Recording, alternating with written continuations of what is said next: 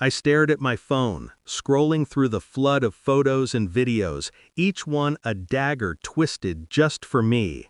My sister, my blood, laughing as he yanked her hair, screams echoing through the hall, crystal chandeliers trembling with panic. And me? I was supposed to stay home, invisible, a footnote in her perfect day. Mom's trembling voice on the line, "Please, help her, I don't know what to do." I just looked at the screen and whispered, almost to myself, "I know exactly what to do." It hadn't started here. It started years ago, when I thought she was my ally. We shared secrets, dreams, even fights, but always made up. I defended her when others doubted her, and she leaned on me like I was her foundation. I trusted her. I believed in the family bond we were supposed to have. Until the wedding invitations arrived, or, more accurately, didn't arrive.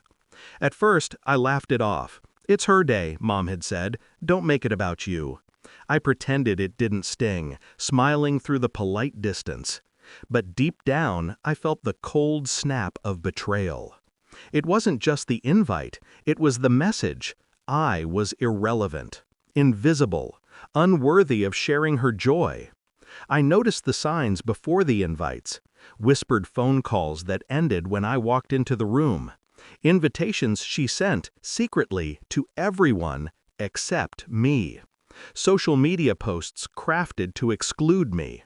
It wasn't just neglect, it was deliberate, a slow drip of exclusion meant to test my patience, to prove I didn't belong. I could have reacted, I could have cried, yelled, made it a scene, but I didn't. I waited. I watched. Every betrayal sharpened my focus. Every slight was fuel. I began to plan, quietly, methodically, like a chess player studying their opponent's every move. My sister thought she had the upper hand. She thought I was broken, benign, harmless. She was wrong. The plan started simple: leverage, information, subtle nudges that would leave her unraveling without me lifting a finger. I dug, traced, observed, noting alliances, weaknesses, and the cracks in the perfect image she projected. I watched the groom, the family friends, even Mom, sensing their hidden frustrations, their unspoken truths. Every piece of gossip, every careless word became a weapon in my arsenal. I didn't need rage, I needed timing. I needed execution. I didn't just want her humiliated.